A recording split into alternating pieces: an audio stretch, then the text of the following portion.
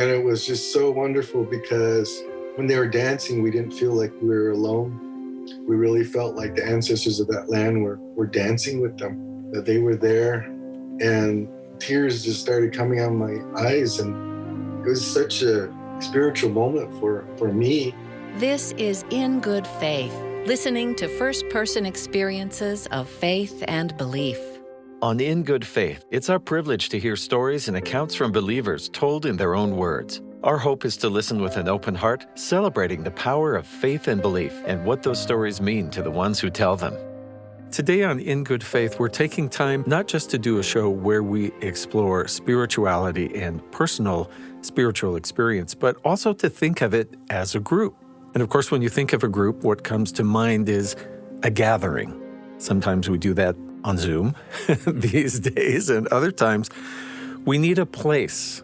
And we usually like to have a special place or sort of a dedicated space. I'm here with producer Austin Ball. Austin, thanks for being with me. Hi, Steve. I want to talk a little bit as we head into today's adventure, which we're calling Gathering Places. And I wonder what you think of when you think of a gathering in the way we're talking about it. Yeah, I think a gathering is an opportunity to connect with people that you love, people that you may not know that well. And it's pretty central to the mission of religion, in my mind. There's this etymological thing that some people know about, but it's the lig part of religion. It's kind of associated with other words like ligament or allegiance. Stuff that holds together. Yeah, you think like the arm bone connects to the rib bone connects to the backbone. That's the ligament element. It's a means of bringing things together that should be joined. So you think of what a religion joins a person to, and it could be God, it could be their community, it could be to a place, like a space of land or a building too. And I hope we're going to talk about all of those in this episode. I think of going to Grandma's house. That's a simple one for me. That's where Christmas is for our family for several generations. And it started, of course, very small, and then added in spouses of kids and then grandkids, and now great-grandkids. We can just barely fit. But that tells us something about who we are as a family. So really interesting how much it's about the people as well as the event. For me, we gather or have gathered at my grandparents' house for July 1st, which is sort of the Canadian version of Independence Day. When the pioneers down here from Utah were settling there on Blackfoot and Kainai lands, they wanted to prove to the Crown that they were not seditionists, but royalists in a sense. So we made a really big deal of celebrating July 1st. Canada Day. Yes. Oh, Canada, our home and native land. And so I go home to Canada, and that's always been a really uplifting and identity-strengthening experience because I do connect with my ancestors who've been there for several generations. Well, today we sort of specialized a little bit in choosing people, in choosing places and cultures that all fit, not necessarily worldwide, although I think there will be resonance for anyone who has a belief system and has cause to gather with fellow believers, which is to focus on indigenous gatherings, specifically here in the U.S. Yeah, there's a pretty rich and diverse array of indigenous peoples that gather across North America every year. So we wanted to feature those. A couple of the guests specifically are of Dine or Navajo descent. The first of those, her name is Farina King, and she is a Native American historian and scholar. We talked with her about this element of her spirituality, as well as with Eugene Tapahe, and he's a landscape photographer who's undertaking a project of capturing the healing power of some traditional forms of Native dance. Both of those people, they were really interesting to talk with. We also wanted to feature a place alongside an event. In Chaco Canyon, there are some Pueblo ruins called Pueblo Bonito. We wanted to investigate that in comparison with a modern event, one that's taking place not too far away in Albuquerque, New Mexico, and that's called the Gathering of Nations. It's one of the biggest powwows here in North America. Maybe you could comment on why you wanted to focus on native faith traditions or spirituality. Yeah, well, this kind of goes along with celebrating Canada Day, actually, where in a sense we're memorializing white settlement and in a lot of senses colonialization. There is a complicated and tragic history surrounding a lot of this stuff. And so we wanted to especially dedicate the power of gathering to First Nations for this episode. Additionally, when you ask people to list world religions, First Nations spirituality or Indigenous wisdom, it's not something that normally comes up close at the top of the list. And I think that there are a few reasons for that. One is that we've historically intentionally suppressed their religion and culture, which we have to make amends around. Even now, we're doing this podcast on Ute land here at BYU campus. But also in the West, we have these authenticated channels of religious authority in a sense. You've got scripture and you've got the ecclesia, different church bodies and authoritative figures. The indigenous tribes of North and South America, they don't have those same systems. They have an oral history. And for that reason, it's not something that we readily acknowledge in our classification of religious symbols. We don't have a text, at least in the physical existence of something you can turn the pages and read, because of that being an oral tradition. And also, a lot of traditions will have, for instance, a mosque or a synagogue or a chapel. But some of the structures built by the early history that we know from the Native Americans weren't always thought of as those kinds of structures, but we've learned they actually are. So it's the gathering, it's the people. It's also a tradition. It's not always just a harvest or the solstice, but there's something spiritual about it. We'll turn now to the first guest Austin mentioned, and that's Farina King. She is a Diné Scholar of Native American History at the University of Oklahoma and holds the Horizon Chair of Native American Ecology and Culture there. We spoke to Farina about the meaning of land and the development of her people's spiritual identity. The land we're born on is our point of origin and marks the center in a growth cycle of departure and return. And sadly, as we discussed with Farina, many Native Americans didn't leave their land voluntarily, but were forced away into foreign education programs. Just one generation ago, some of her own relatives were taken to Indian boarding schools in the United States, institutions established by the federal government with the objective to assimilate the indigenous children into modern American culture. School teachers made them give up their language, their religion, hoping they'd be unable to return to their land after such estrangement. Farina writes about how, against those odds, students at the Intermountain Indian School in Brigham City, Utah, held on to their heritage by remembering their land. So in Diné, we actually introduce ourselves by clans. That's our family history.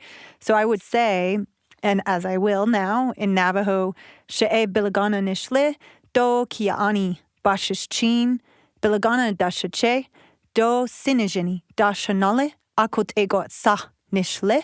So what that means is I share that we, recognize our mothers. The clans are a part of us through our mothers.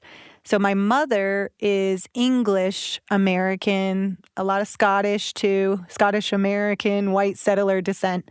And I'm born for the Towering House and Black Streaked Woods clans of Diné.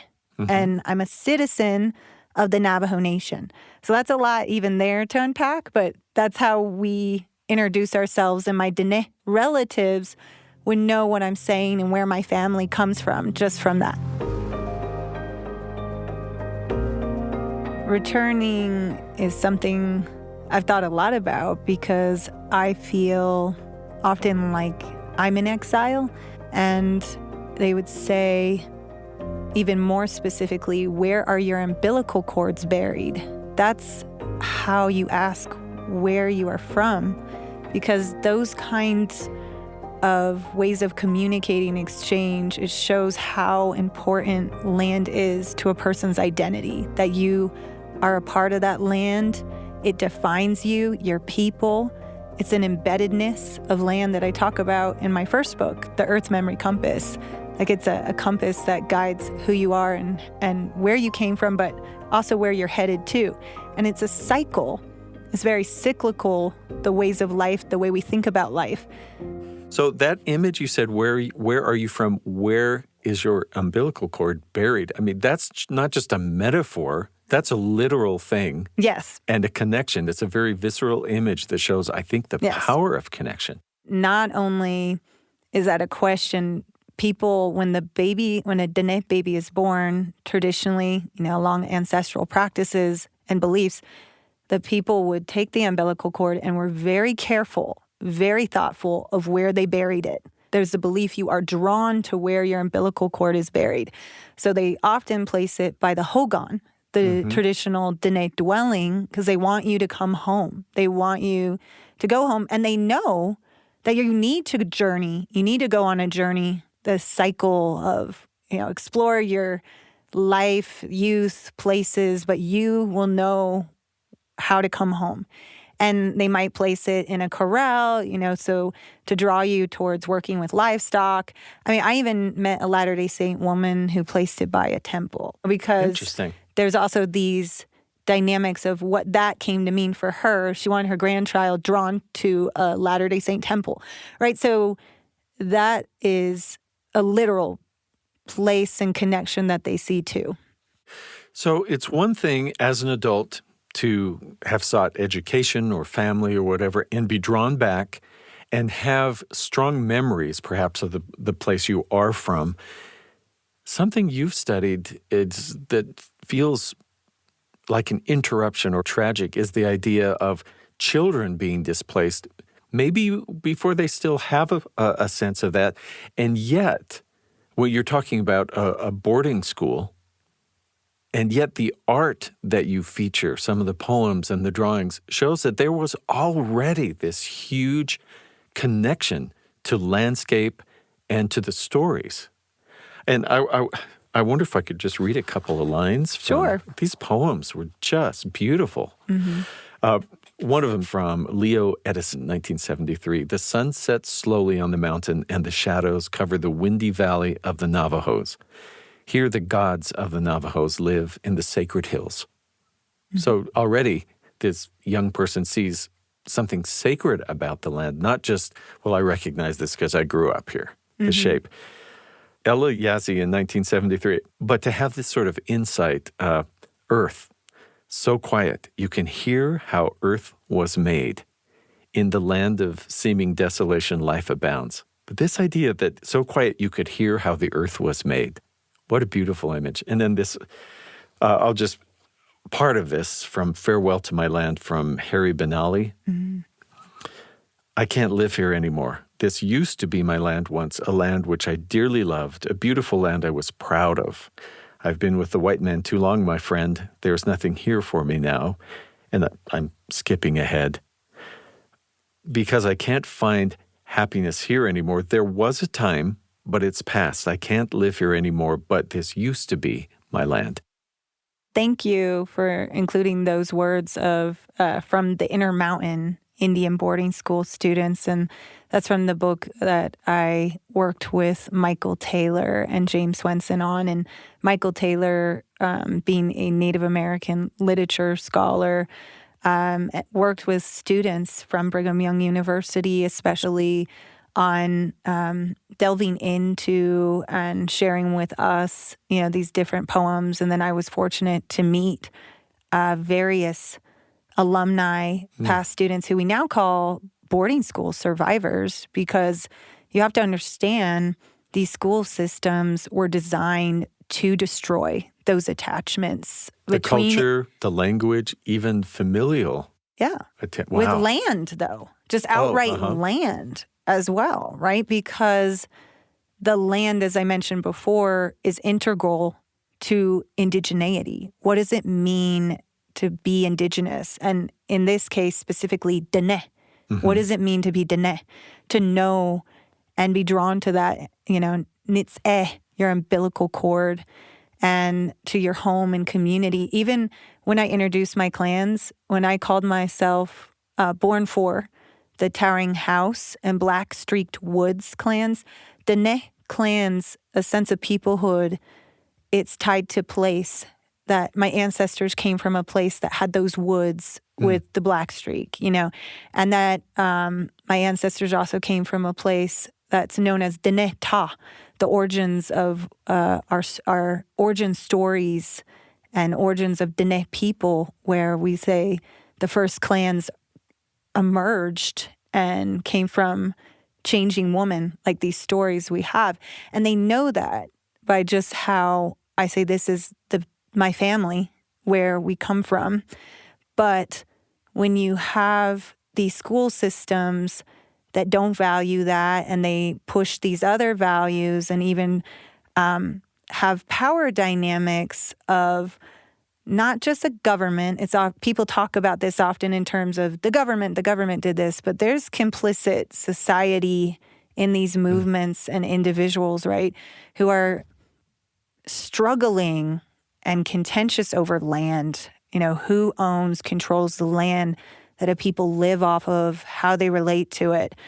And there are waves of history of attack on Dene peoplehood because they're in the way of encroachments, of conquests and settler colonialism.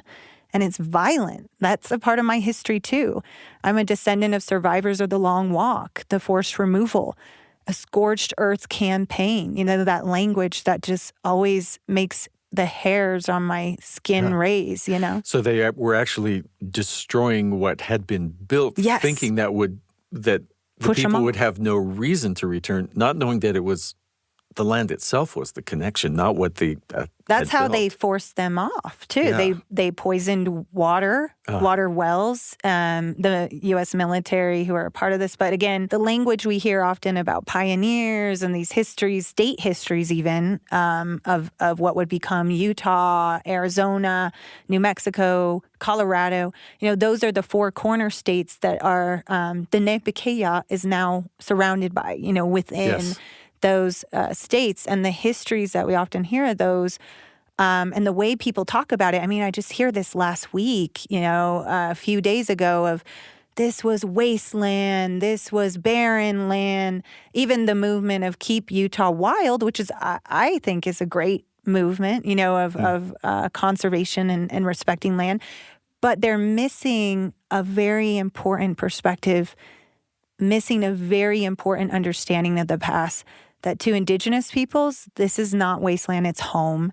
And what you share with Harry's poem there about how he said this used to be home is that was the goal of these boarding schools, and a lot of their agenda is to still remove, push off, and disconnect Indigenous peoples from their land so that it's open for resource extraction to be used, according to however they want to view it. Uranium mines, which contributed to poisoning the environment. And yes. Yeah. Mm-hmm. So because of the dispersal of Native peoples and separation from land, and even separation from each other, like not to travel just as one group that stays together even, but the spreading out. Are the gatherings even more important now because of that scattering, like a powwow?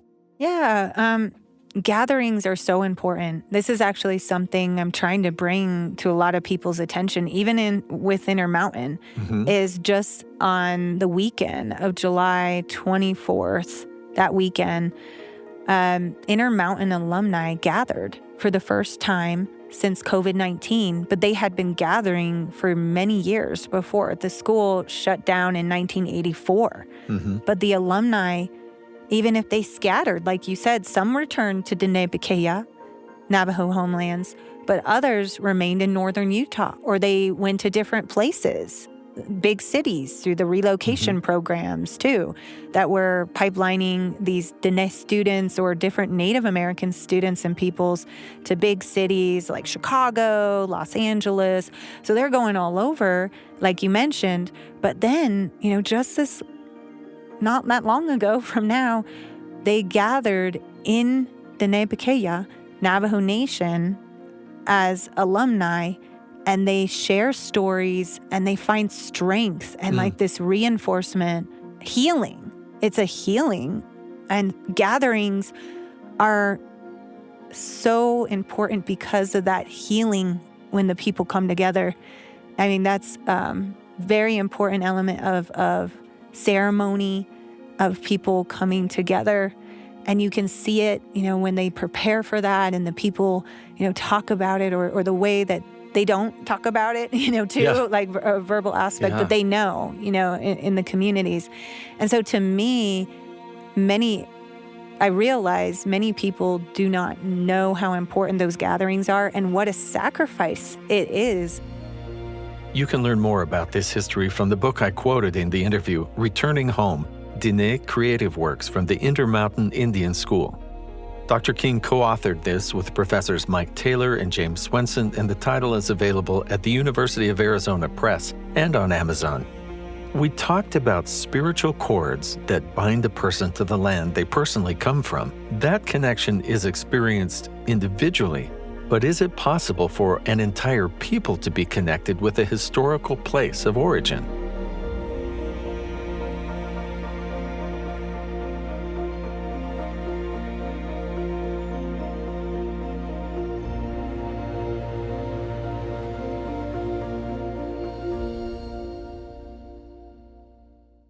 The Puebloan peoples of the Four Corners region travel great distances to pay tribute to their ancestral home in Chaco Canyon. Sprawling next to the riverbed in northwestern New Mexico lie several massive monuments, the largest of them Pueblo Bonito, which covers an astonishing 3 acres of area. The ancestral Pueblo built many structures like this before permanently evacuating the area for reasons that remain unknown. We talked with Nathan Hadfield, a conservation officer who has worked in the National Park Service for 20 years. Since his arrival at Chaco Culture National Historic Park, he's facilitated the use of ancestral sites with the Pueblo to honor the ones who came before them. We spoke with Nathan about the history of Chaco Canyon and the role it plays in the spirituality of the Pueblo today.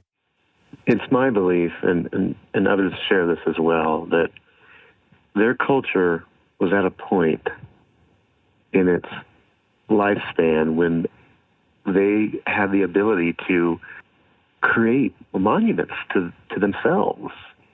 And, we have monuments in America today that recognize our leaders and our accomplishments.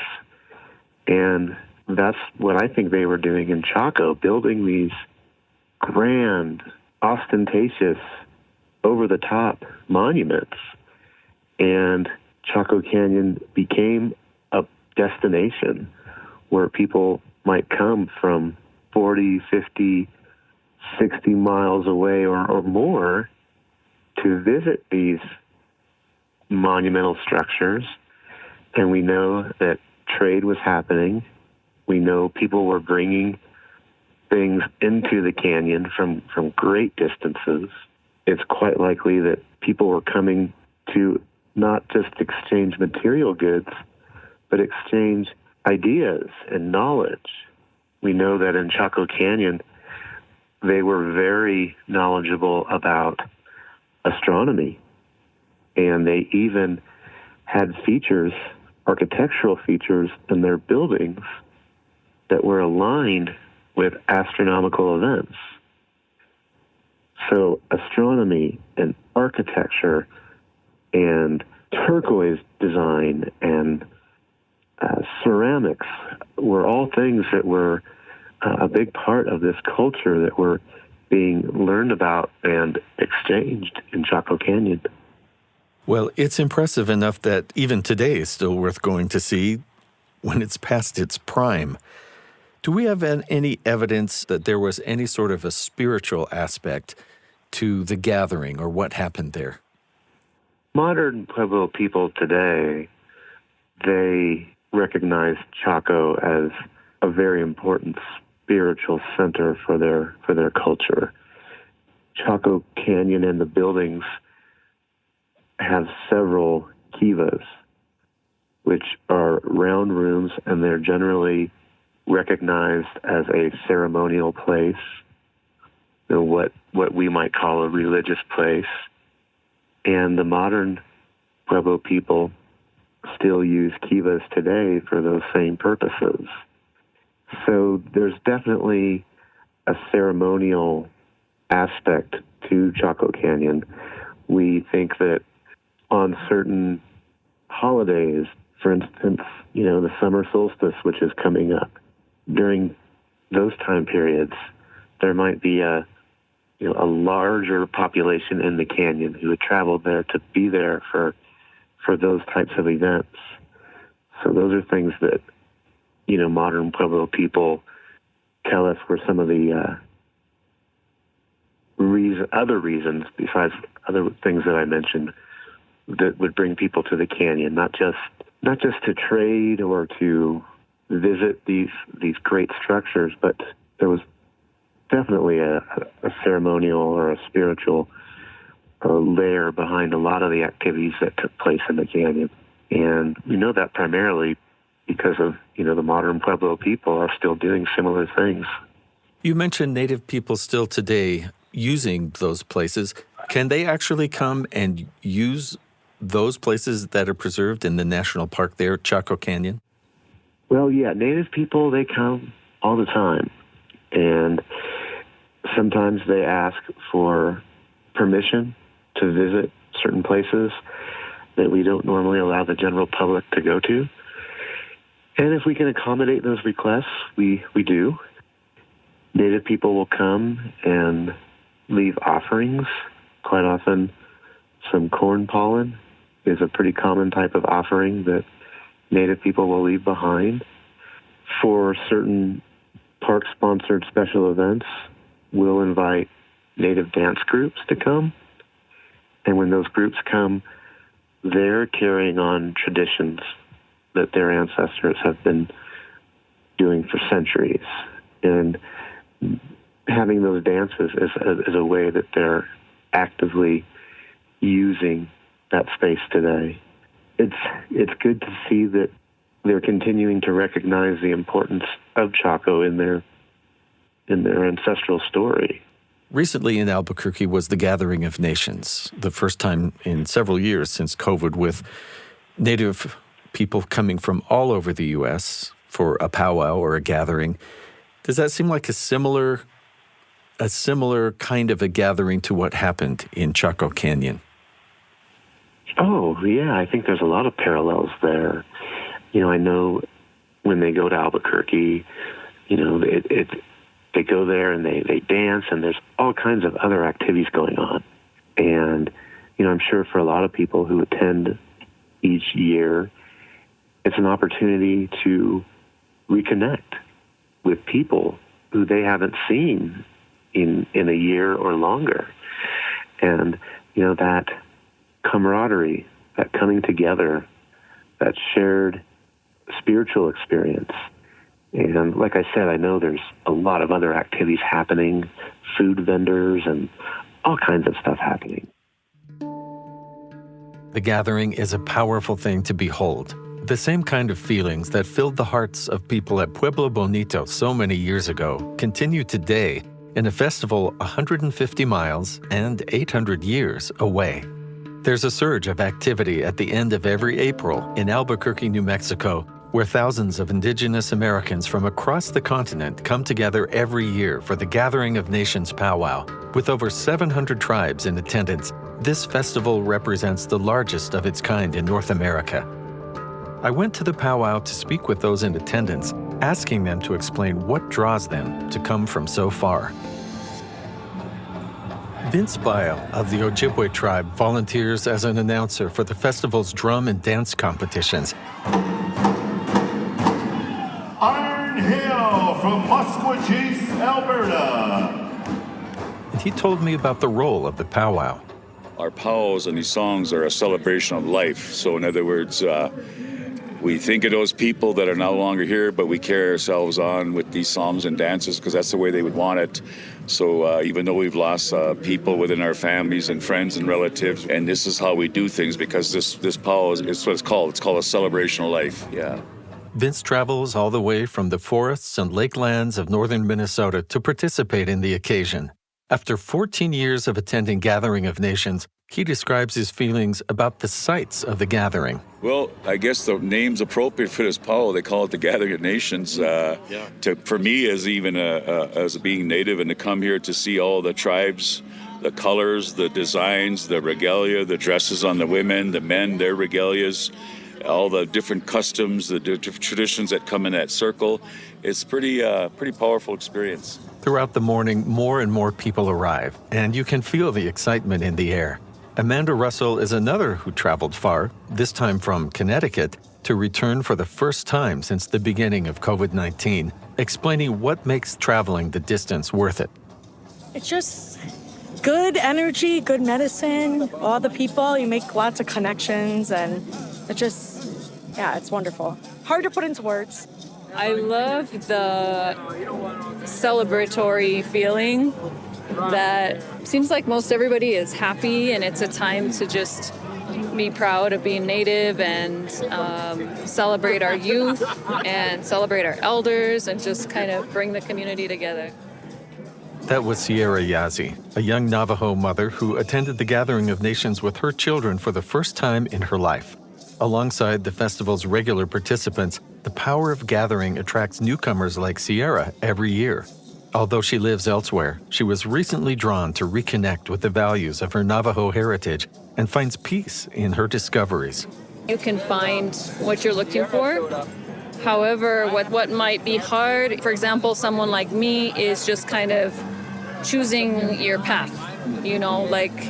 I was raised Christian, and I ended up living in Minnesota where I was exposed to more traditional Lakota values, but that's not my tribe. And so I think as we go through life, we do our best to adopt belief systems and practices that are meaningful for us and that, provide some kind of benefit for us. Sierra connected with the religious traditions of her people later in life and picked up useful teachings from other systems along the way. I think that there's a lot that I've been able to learn and plug into in terms of our health and wellness as a community and supporting one another and affirming things that are good for the soul. Sierra's message to the spiritually lost or struggling is to connect them with the soul of Indigenous traditions, regardless of whether they are of Native descent. I just hope that people can really see the value of Indigenous people, traditions, and cultures and languages, that it's something we really need to work hard to bring back, to defend and affirm. A lot of people in America today don't have any kind of understanding that this is really an important part of our humanity. A lot of people that I meet, non-Native people, are really, lost and looking for something that can teach them about the truth of life and existence. And we have kind of an existential crisis. And so I think that turning to the people who have always lived on this land in North America to learn about how to live well here is a valuable thing to do. Returning to roots, restoring vibrancy, and healing. These are themes that underlie the gatherings we've looked at, from the Intermountain Residential School alumni to the descendants of the ancestral Pueblo and the celebratory powwows.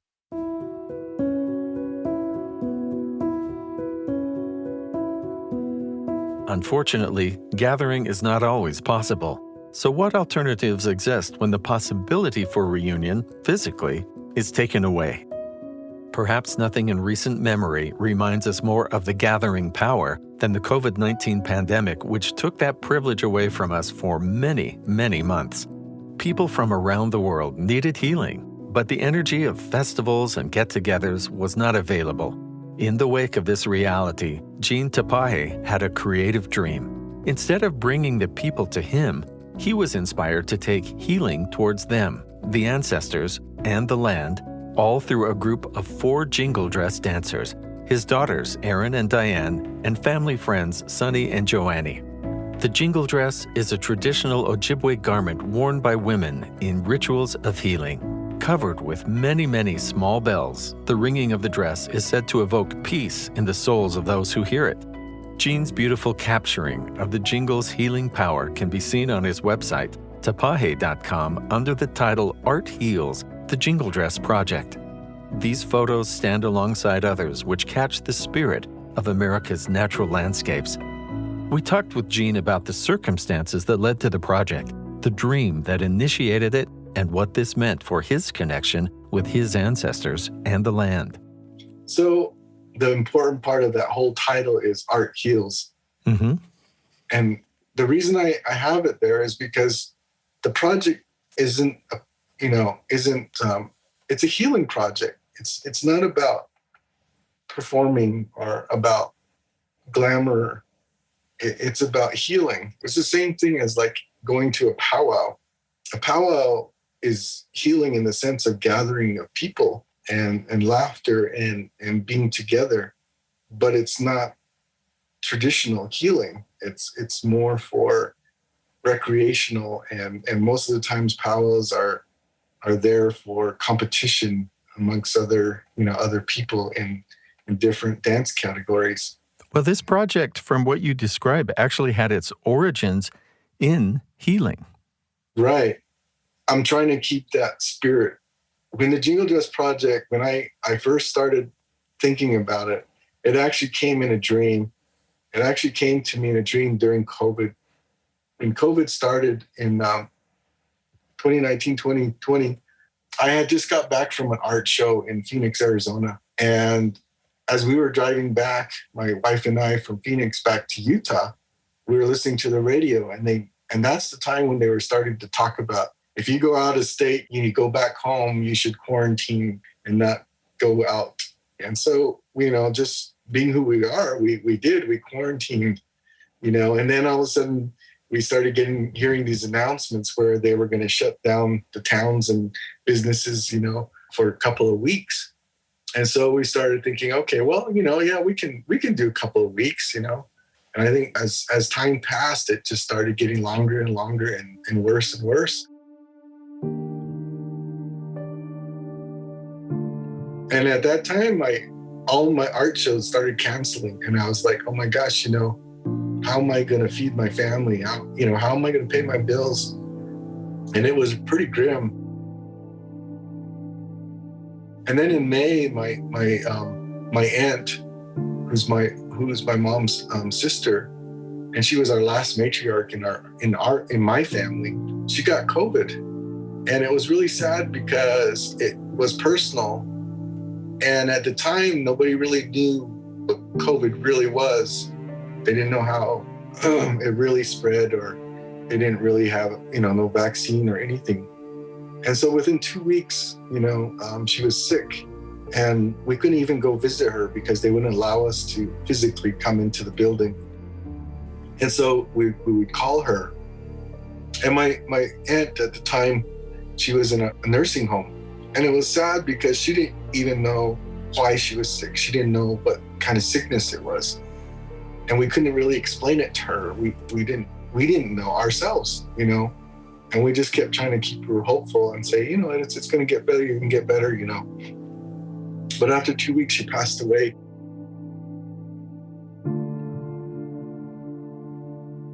Within our culture, we bury our family within 4 days. Traditionally, we mourn for 4 days, and then we bury them. And because she had COVID, they told us that we couldn't get her back into the family until they told us. And they never told us a date, like, oh, it'll be 7 days or a week or whatever. So it took about 2 weeks for us to even get her body prepared for burial. And at the time, the reservation, the Navajo Nation, was closed to outsiders, even myself, my family. Even being Navajo, they wouldn't allow you to come into the Navajo Nation because they didn't want you, if you had COVID, to expose anybody on the Navajo Nation. But because we were coming back for a funeral, they allowed us to come in. At the time, they only allowed 6 people at the burial. And so as Navajo people, we always celebrate the people's lives when they pass away, and families and extended family and friends all come. And we usually have a big feast and a gathering. And we couldn't do that with her. And even the burial, there were only 6 of us that were able to lower the casket into the ground. And at the same time, because it was COVID, the Navajo Nation cleared a burial plot for all the people who died of COVID. We couldn't even take her and bury her at our family plot because she died of COVID. And at the time, they didn't know what the bodies would contaminate the land or the water or whatever. And so they decided to bury all the people who died of COVID in the same area. And so when I got back to Utah, all of that frustration, the anger and everything, and how my aunt was treated and everything in my family, it was just really dismal. And I remember when I got home, I went to sleep, and that's when I had my dream. I had my dream of going to Yellowstone. And I was sitting in Yellowstone and in the tall grass, and I was watching the sunset like I have numerous times before. And the bison were grazing, and it was just so peaceful. And I was sitting there, and all of a sudden I heard the jingle dresses. I heard jingle dresses. I heard the jingles from the dresses. And I started looking around, and then all of a sudden I saw these women start coming out, and they were dancing with the bison. And I remember when my dream, I just felt so peaceful. I felt calm. I felt hope. I felt like things are going to get better. And I woke up, and I told my wife and my girls, I said, I had this dream. And I told them the dream, and they thought it was a beautiful dream. And then I just told them, I says, you know what? It would be great if we could make this reality.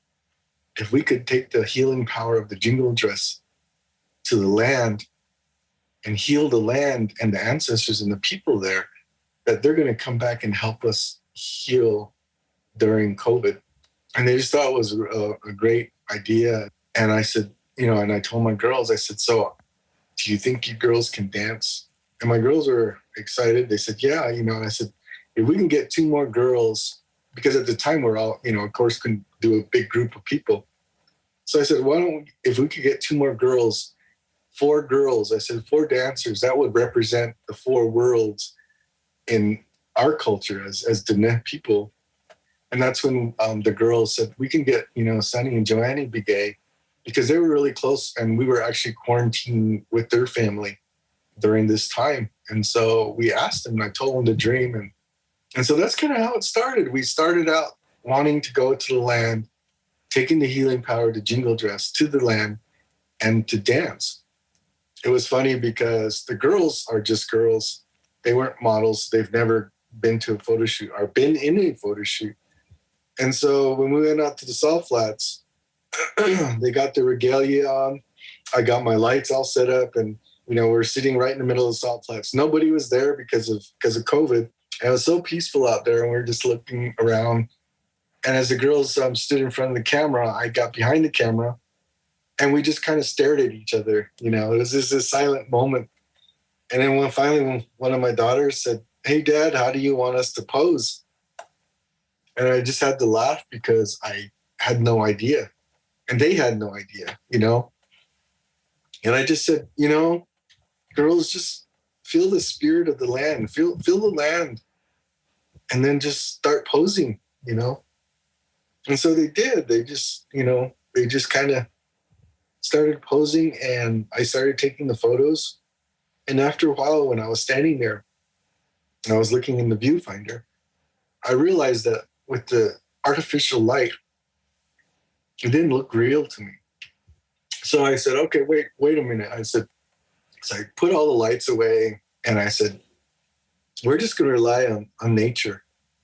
And that was the thing that I really wanted to do in this project is I didn't want to just have pretty pictures of girls in regalia. I wanted them to be unified with the land, because to me, land is so important to all of us, not just Native people, but everyone. And my philosophy is like the land doesn't need us. We need the land. And the great part of this whole thing is that that's all we planned to do, was to just be there and do this one photo shoot at the salt flats, just to make that dream come true. The part that was the most spiritual part of the whole thing was when we were done with our photo shoot, I said, okay, let's dance for the people of COVID and for the people here on this land, the ancestors. So we set up the little a little Bluetooth speaker, and the girls got ready to dance. I played the song, and girls danced. And it was just so wonderful because when they were dancing, we didn't feel like we were alone. We really felt like the ancestors of that land were dancing with them, that they were there. And tears just started coming out of my eyes. And it was such a spiritual moment for me. And I really thought, wow, this is great that this is happening, you know. And when the girls were done, we were just really quiet. Someone said, we can't just do this only this one time. We got to do this more. And we all felt that way. It's interesting to me you talk about that you didn't want it just to be models posing. And it really feels, at least in the photographs I have seen from that project, the Art Heals project, that it almost seems like the young women there are almost standing there as spokespeople for the land, a voice of the land, because the land around them seems like an integral part of what you photographed. And did you know when you had this dream that the jingle dress dance from the Ojibwe people had begun during another pandemic? Yeah, that was really an eye-opener. I didn't know that. I had no idea. I knew from the Standing Rock movement back in 2016 was the first time my daughter Erin and I witnessed a healing jingle dress dance. And so I knew what the jingle dress represented, but I didn't know the history of the jingle dress. So how I found out was that after about a month of doing the project, I got a phone call from one of my friends, and she actually used some of my images from 2016 during that healing jingle dress dance for her projects that she was doing. She was doing the history of the jingle dress dance. So she had contacted me years before to use some of my images, but she noticed on Facebook what I was doing. And so she called me and she asked me, just like you did, how did you start this project? So I told her about my dream. I told her how I picked 4 girls because of the 4 worlds of our culture, how we wanted to go and heal the land.